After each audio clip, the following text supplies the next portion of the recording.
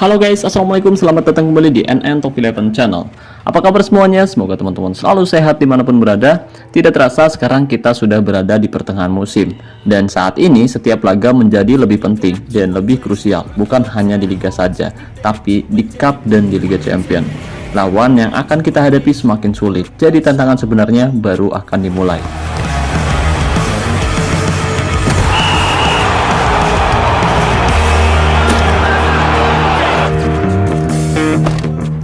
Oke, meskipun saat ini tim saya duduk di puncak klasemen dengan meraih 15 kemenangan secara beruntun, tapi kita tidak boleh senang terlebih dahulu, karena musim masih cukup panjang. Rival kita masih punya waktu untuk memperkuat timnya di sisa musim ini, seperti apa yang dilakukan oleh Marine FC. Mereka saat ini bermain cukup bagus dengan meraih 4 kemenangan dan hanya 1 kali menelan kekalahan dari 5 pertandingan terakhir. Beberapa pemain baru sudah didatangkan, saat ini mereka sudah menemukan permainannya kembali, jadi kita harus tetap waspada. Ya, meskipun dalam 3 pertemuan terakhir kita selalu menang, tapi hari ini kita harus benar-benar hati-hati menghadapi Marine FC. Oke, jadi pada pertemuan pertama berlangsung pada kompetisi Liga, di mana kita berhasil mengalahkan mereka dengan skor 3-1. Sedangkan pertemuan kedua dan ketiga berlangsung di kompetisi Cup, di mana kita berhasil mengalahkan mereka dengan skor 2-0 di leg pertama, dan pada leg kedua kita kembali mengalahkan mereka dengan skor 2-0 dan berhasil lolos ke babak semifinal dengan agregat 4-0 tanpa balas. Di babak semifinal nanti kita dipertemukan dengan Adana Demirspor, tim asal Turki. Mereka memiliki kedalaman skuad yang jauh lebih baik, terutama di area tengah dan area depan. Tentu ini akan menjadi tantangan yang cukup sulit. Tapi hari ini kita akan fokus pada pertandingan pertama terlebih dahulu menghadapi Marine FC pada jam 12 yang ini guys. Setelah itu kita bisa fokus menghadapi Adana Demirspor pada jam 20.36 atau jam setengah 9 malam nanti. Dua pertandingan hari ini sangat krusial karena saat ini kita sedang berusaha untuk mempertahankan catatan kemenangan kita yang ke-16 di Liga. Jika kita berhasil mengalahkan Marine FC di pertemuan kedua kompetisi Liga hari ini, tentu akan membuat selisih poin kita dengan mereka semakin menjauh, dan kita bisa lebih tenang menghadapi lawan lainnya di sisa musim ini guys. Apalagi saat ini mereka memiliki ambisi yang cukup besar untuk bisa mengalahkan kita, dan mereka saat ini berusaha untuk memperkuat lini pertahanannya dengan menempatkan 5 back sekaligus, 4 gelandang dan 1 striker. Saya rasa mereka akan bertahan dengan solid, tentu akan sulit untuk bisa menembus lini pertahanan Marine FC. Tapi kita harus tetap berusaha sebaik mungkin agar kita bisa mengimbangi mereka di pertandingan nanti. Formasi 5-4-1 yang diterapkan oleh Marine FC membuat mereka meraih kemenangan yang luar biasa. Tentu target mereka menambah catatan kemenangannya dan berusaha untuk menggeser posisi 2 klasemen, yaitu Barca KG, serta memperkecil selisih poin dengan kita. Jadi penting untuk tetap fokus menghadapi setiap lawan kita di pertandingan selanjutnya dan berusaha memenangkan setiap pertandingannya agar kita tidak tergelincir di sisa musim ini guys. Jadi agar pemain kita bisa disiplin dan bermain bagus, kita harus melatih mereka setiap hari untuk mendapatkan 10% bonus latihan tim dan individu. Bonus latihan ini berguna agar pemain kita memiliki chemistry yang bagus, memiliki kekompakan, dan dapat meningkatkan permainan tim kita setiap harinya. Dan pastikan juga moral serta kondisi pemain harus bagus sebelum pertandingan agar pemain-pemain kita memiliki motivasi lebih besar untuk meraih kemenangan. Oke, tapi sebelum kita membahas lebih jauh, buat teman-teman yang kebetulan belum mendukung channel ini, jika berkenan kamu bisa terus mendukung saya dengan cara klik tombol like, subscribe, dan aktifkan juga notifikasinya agar teman-teman selalu tahu update terbaru dari NN Top 11 Channel. Oh iya, dan buat teman-teman khususnya para sultan yang bertanya, "Bang, di mana sih beli token yang harganya murah tapi amanah?" Oke, buat para sultan, raja minyak, dan bos kelapa sawit barangkali mau membeli token dengan harga yang lebih murah dan yang pasti amanah, saya rekomendasikan teman-teman beli token di Kiano Store. Jadi di sana tuh menjual token dengan harga yang lebih terjangkau. Dan buat teman-teman khususnya para sultan barangkali mau membeli token dengan harga yang lebih murah dan yang pasti amanah, cek aja langsung ke Instagram atau WhatsAppnya Kiano Store. Linknya ada pada deskripsi video ini ya guys. Oke guys, jadi hari ini saya masih konsisten menerapkan formasi 3-4-3 Diamond yang membawa tim saya meraih 31 kemenangan di semua kompetisi musim ini. Jadi karena banyak teman-teman yang penasaran mengenai kelebihan dan kelemahan formasi tersebut, saya akan sedikit membahas kelebihan dan kelemahan taktik, strategi, dan formasi 3-4-3 Diamond yang sering saya terapkan musim ini. Pertama saya akan membahas kelebihannya guys. Kontrol bola yang baik. Nah, strategi Tiki Taka memerlukan pemain yang dapat menguasai bola dengan baik. Formasi 3-4-3 Diamond memungkinkan pemain tengah untuk mempertahankan kontrol bola yang baik di tengah lapangan, sehingga dapat memudahkan pemain dalam melakukan passing dan menjaga bola dalam tim kita guys. yang kedua tekanan tinggi. Dalam formasi ini, 3 penyerang dapat menekan lawan dengan lebih efektif, dan dengan adanya 4 gelandang di tengah lapangan, tim juga dapat menekan lawan dengan baik. Yang ketiga, kemampuan serangan. Dalam formasi ini, 3 penyerang dapat memberikan ancaman serangan yang besar pada lawan. Jika strategi tiki-taka berhasil diterapkan dengan baik, tim dapat menciptakan banyak peluang gol. Oke, selanjutnya mengenai kelemahan. Formasi 3-4-3 Diamond memiliki kelemahan juga guys. Yang pertama, pertahanan yang lemah. Formasi 3-4-3 Diamond cenderung memiliki celah yang besar di belakang karena hanya terdapat 3 pemain belakang. Jika tim lawan dapat memanfaatkan celah tersebut, maka tim dapat mudah kebobolan. Yang kedua, rentan terhadap serangan balik cepat. Dalam strategi tiki-taka, pemain cenderung fokus pada pengontrolan bola dan terkadang lupa untuk memperhatikan posisi pemain lawan. Hal ini membuat tim rentan terhadap serangan balik cepat. Yang ketiga, memerlukan keahlian teknis yang tinggi.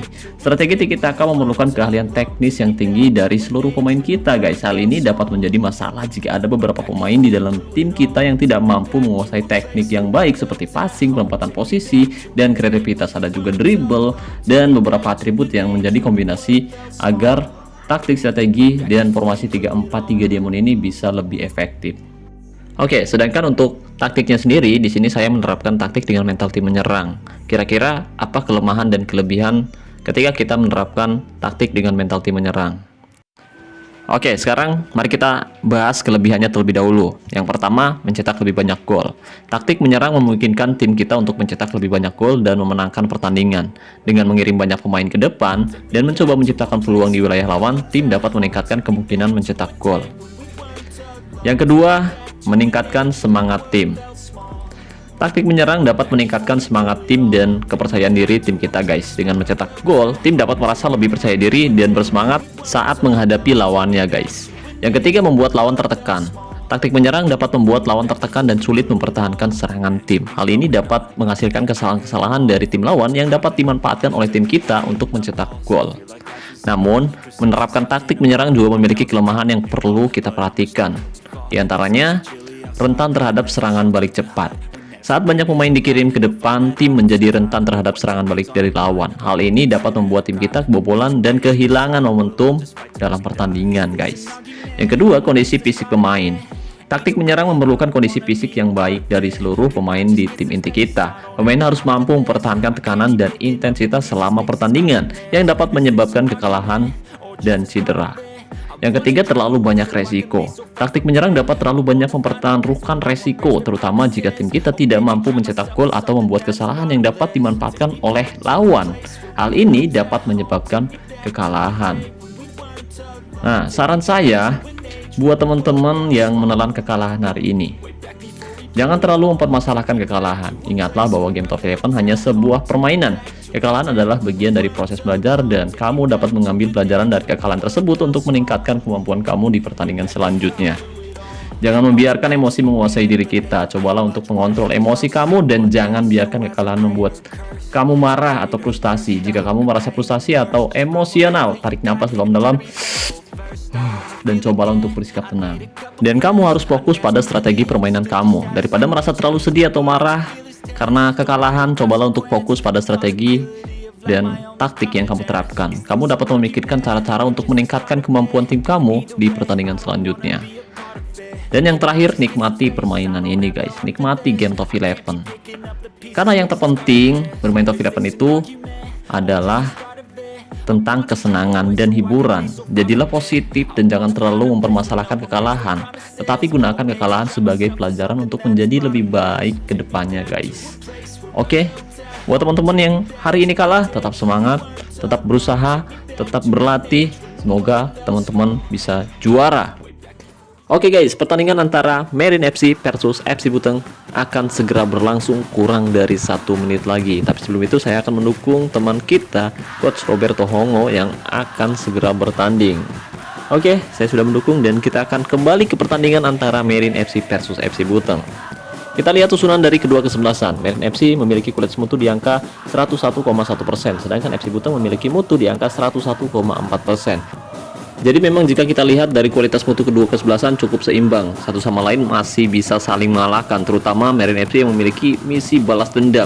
Karena dalam 3 pertemuan mereka selalu kalah, dan ini adalah pertemuan keempat kita. Saya harap kita bisa mengalahkan mereka di pertemuan kali ini, dan mudah-mudahan jika kita berhasil mengalahkan Marin FC, kita bisa semakin memperlebar jarak poin antara pemuncak klasemen dan posisi 3 klasemen, dan ini akan membuat kita bisa lebih tenang menghadapi lawan kita selanjutnya. Oke, pertandingan sudah berlangsung, dan kali ini saya memberikan bonus latihan penguasaan, tujuannya untuk membongkar lini pertahanan Marin FC. Ya, mereka menempatkan 5 back. Jika kita terlalu menekan, terlalu menyerang pertahanan mereka, justru mereka bisa saja melakukan serangan balik cepat ketika penyerang saya melakukan kesalahan di area pertahanan Marin FC. Jadi kita harus tetap berhati-hati, dan kita akan coba memberikan bonus latihan penguasaan agar kita bisa membongkar lini pertahanan mereka dan memancing 5 pemain bertahan mereka keluar dan menekan mereka, dan kita harap kita bisa mencetak gol ke gawang Marin FC.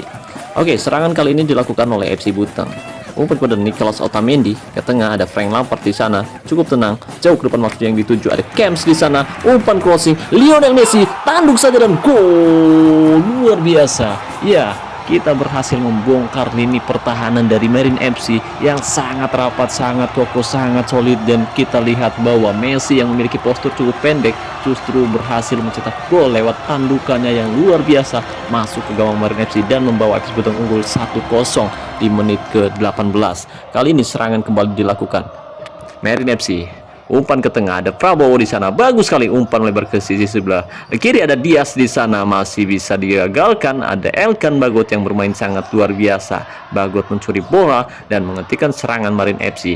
Kita lihat di sini penurunan performa dari pemain-pemain Marin FC sudah kembali terlihat. Marin FC kembali melakukan serangan, kali ini ada Firmansyah di area tengah dibayangi 3 pemain. Umpan kepada Prabowo sendiri di sana, berbahaya sekali, melebar lagi ke sisi sebelah kanan, ada Brinovic di sana, berbahaya, masih bisa digagalkan pertahanan yang luar biasa dari Elkan Bagot. Ya, lagi-lagi Elkan Bagot menjadi penghalang terbesar, tembok terbesar dari Marin FC yang mencoba melakukan tekanan dari area tengah, dan kita akan coba memberikan bonus latihan penguasaan lagi di menit 28 kali ini. Berbahaya sekali, Dias melakukan sepakan dari luar kotak penalti, padahal dia dibayang-bayangi oleh 3 pemain dari FC Buteng, tapi dia masih bisa melakukan sepakan yang sangat luar biasa meskipun melenceng di sisi sebelah kanan penjaga gawang dari FC Buteng, yaitu Yasin Bono.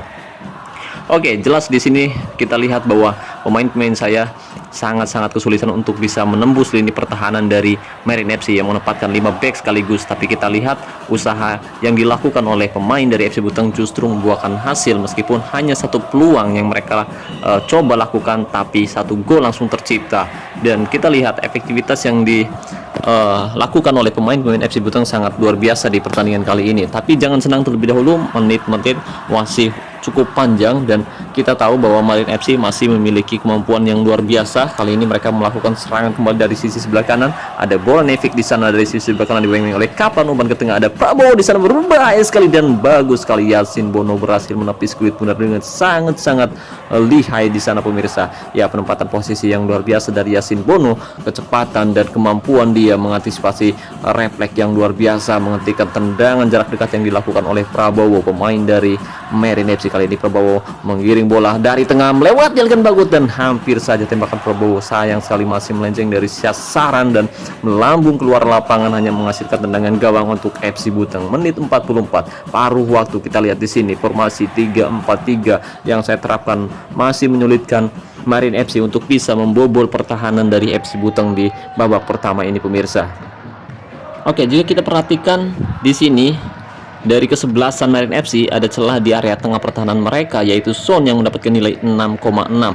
Ini adalah sedikit kelemahan yang mungkin bisa kita manfaatkan, mungkin karena bisa saja performa dia meningkat di babak kedua, dan kita akan coba menerapkan taktik fokus umpan lewat tengah untuk menyerang area tengah pertahanan dari Marin FC. Jika tidak berhasil, kita harus melakukan perubahan lagi nanti pemirsa. Oke, kali ini serangan kembali dilakukan Marin FC, dan sayang sekali tembakan Kaplan meleset tipis dari sasaran, hanya menghasilkan tendangan gawang untuk Marin FC. Kaplan mencoba melakukan sepakan yang luar biasa meskipun dia bermain di posisi back sayap kiri, tapi dia berusaha untuk menghancurkan pertahanan dari Marin FC ketika penyerang-penyerang dari FC Buteng tidak bermain maksimal di pertandingan kali ini. Marin FC untuk sementara tertinggal 1-0. Tuan rumah masih berusaha untuk bisa menyamakan kedudukan di babak kedua ini pemirsa. Oke, kali ini FC Buton kembali membangun serangan dari sisi sebelah kanan. Ada Garcia di sana dibayang-bayangi 3 pemain, berhasil melewatinya dengan sangat baik, umpan kepada Lionel Messi, dan sayang sekali Bung, kita lihat Lionel Messi dibayang-bayangi 2 pemain, sangat ketat sekali pertahanan dari Marine FC. Sepakannya masih keluar lapangan dan hanya menghasilkan tendangan gawang untuk Marine FC di menit 65. Skor masih 1-0. Kali ini Marine FC mencoba membalas serangan, umpan kepada Dias yang dituju, berbahaya sekali melewati Kaplan di sana, bisa tendang langsung dan gol. Sangat keras sekali tendangan yang dilakukan oleh pemain dari Marine FC. Dias berhasil menyamakan kedudukan di menit 67 pemirsa. Kita lihat skor menjadi 1-1. Dan jika kita lihat dari penguasaan sendiri, FC Buton lebih dominan, tapi mereka berhasil mendominasi serangan-serangan, dan ini tetap sangat berbahaya sekali untuk pertahanan dari FC Buton yang hanya menempatkan 3 pemain bertahan saja. Jelas FC Buton sangat kesulitan untuk bisa menembus lini pertahanan dari Marine FC. Perubahan strategi yang dilakukan masih belum membuahkan hasil. Kali ini serangan kembali dilakukan oleh Marine FC. Ada Golendi di sana. Oke, kita akan coba memberikan mental menyerang untuk Frank Lampard. Oh, hampir saja Bung, kita lihat sepakan jarak dekat yang dilakukan oleh penyerang Marine FC masih gagal dilakukan, hanya menghasilkan tendangan gawang untuk FC Buton. Dan terpaksa saya harus mengganti Tahir Alpati yang bermain tidak maksimal sepanjang babak pertama dan di babak kedua ini pemirsa. Jadi terpaksa saya harus mengganti Alpati dengan memasukkan Suprayogi, penyerang Palestina yang harusnya bisa membongkar lini pertahanan dari Marine FC dan membuat peluang-peluang untuk pemain lainnya mencetak gol ke gawang mereka. Dan kali ini saya terpaksa harus mengganti strategi tiki-taka dengan gaya umpan panjang, dengan gaya umpan-umpan crossing dari sisi sebelah kanan, di mana ada Lionel Messi di sana melewati 1, 2, 3 penjagaan bagus sekali. 4 penjagaan masih dilewati oleh Messi, 5 penjagaan. Oh, dan hampir saja Bung, kita lihat Messi memiliki dribble yang luar biasa, tapi sayang sekali penyelesaiannya tidak cukup bagus. Tidak ada yang bisa menghentikan Messi, tapi sayang sepakannya keluar lapangan, hanya menghasilkan tendangan gawang untuk Marine FC. Menit-menit krusial, menit 87. Kali ini Elkan Bagot membangun serangan dari area belakang. Matias umpan kepada Kaplan. Elkan Bagot kembali. Siapa yang dituju? Coba ke depan, masuknya yang dituju ada Frank Lampard di sana. Sayang sekali penempatan posisi yang tidak cukup bagus dari Frank Lampard. Skor masih 1-1 di menit 87. Menit-menit yang sangat krusial. Kita butuh 1 gol lagi untuk memenangkan pertandingan ini pemirsa. Menit 88, perubahan strategi sudah saya lakukan kali ini. FC Buton kembali membangun serangan dari area tengah, melebar ke sisi sebelah kiri, ada Karim di sana, kembali ke tengah ada Kaplan di sana, ada Nicolas Otamendi, cukup tenang, umpan ke Frank Lampard kembali, Kaplan kembali, umpan dibayang 1, 2, 3 penjagaan, bagus sekali, 4 penjagaan dan gol, luar biasa. Pertandingan yang sangat-sangat bagus dari Kaplan, sepakan jarak dekat yang tidak bisa ditepis oleh penjaga gawang dari Marine FC dan membawa FC Buton mengalahkan Marine FC dengan skor tipis 2-1 di kandangnya sendiri.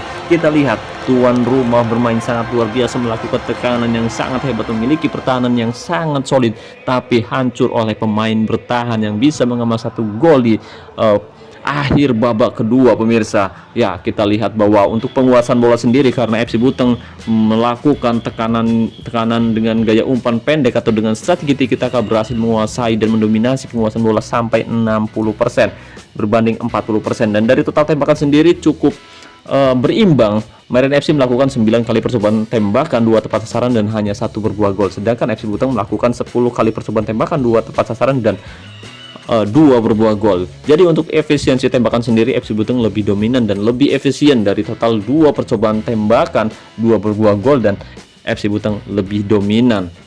Ya, meskipun di babak pertama Marine FC melakukan tenganan yang luar biasa dan mereka berusaha keras untuk bisa mencetak gol ke gawang kita, tapi sayang sekali efektivitas dari striker Marine FC tidak terlalu bagus, tidak memiliki penyelesaian yang cukup efektif karena serangan-serangan yang dilakukan berhasil dihentikan oleh Elkan Bagot yang bermain sangat luar biasa. Kita lihat di sini serangan yang dilakukan oleh Marine FC, sepertinya mereka menerapkan gaya umpan perpaduan. Dan untuk man of the match pertandingan sendiri yaitu Elkan Bagot yang berhasil menghentikan serangan-serangan yang dilakukan oleh Prabowo di posisi striker, dan duel antara 2 pemain ini sangat terasa. Kita lihat di pertandingan tadi bahwa Elkan Bagot beberapa kali menghentikan Prabowo di area tengah pertahanan dari FC Buton itu sendiri pemirsa. Jelas kita lihat di sini pemain bertahan dari Marine FC bermain sangat luar biasa, tapi sayang sekali penjaga gawang dari Marine FC bermain biasa-biasa saja, yaitu Ariola yang kebobolan 2 gol di pertandingan kali ini, dan ini membuat Marine FC menelan kekalahan keempatnya menghadapi FC Buton. Total di mana dia tidak bisa mengalahkan kita di semua ajang pemirsa. Oke, kali ini saya ucapkan terima kasih banyak untuk teman-teman yang telah hadir di sisi lapangan, yaitu Coach Jurgen Klopp, Coach Muhammad Iqbal, Coach Septian 24, Coach Kim Jong Un. Ini presidennya Korut, kemudian Coach Ardika Yusron Pratama, Coach Rian Andrian, dan Coach JDTFC yang telah hadir di sisi lapangan untuk mendukung tim saya. Berkat dukungan dari teman-teman, tim saya berhasil mendominasi penguasaan bola hingga 60%. Terima kasih banyak atas dukungannya. Semoga teman-teman berjaya musim ini. Semoga teman-teman juara. Itu doa dari saya. Ya, mudah-mudahan teman-teman juara sih. Oke. Untuk sementara tim saya berhasil menduduki puncak klasemen dengan raihan 48 poin atau meraih poin penuh dari 16 pertandingan sejauh ini dan mengemas 66 gol dan hanya kebobolan 5 gol saja, teman-teman. Ini adalah pertahanan yang sangat kokoh, tapi musim masih panjang, kita masih akan menghadapi lawan-lawan sulit. Jadi kita jangan senang terlebih dahulu karena bisa saja tim kita tergelincir. Tugas kita saat ini harus tetap fokus berlatih setiap hari untuk mendapatkan bonus latihan dan mengumpulkan booster kondisi agar kita bisa bersaing di musim ini dan di musim selanjutnya, teman-teman. Oke, dan kita lihat di sini nanti sore kita akan menghadapi tim asal Turki yaitu Adana Demirspor jam setengah 9 ini, dan mungkin pertandingan ini pun akan berjalan menarik karena Adana Demirspor lebih diunggulkan untuk bisa mengalahkan kita karena mereka memiliki kualitas yang jauh lebih baik. Patut ditunggu apakah nanti tim saya berhasil mengalahkan Adana Demirspor atau menelan kekalahan pertama di musim ini. Oke, jadi gimana nih perjalanan teman-teman musim ini? Saya harap teman-teman meraih hasil bagus dan mudah-mudahan teman-teman bisa meraih minimal 1 trofi musim ini. Oke, mungkin itu saja yang bisa saya bahas kali ini. Terima kasih banyak buat teman-teman yang sudah menonton video ini sampai selesai. Terima kasih juga buat teman-teman yang selalu mendukung saya sejauh ini. Saya ucapkan wassalamualaikum warahmatullahi wabarakatuh. Salam olahraga, salam Top 11 Indonesia.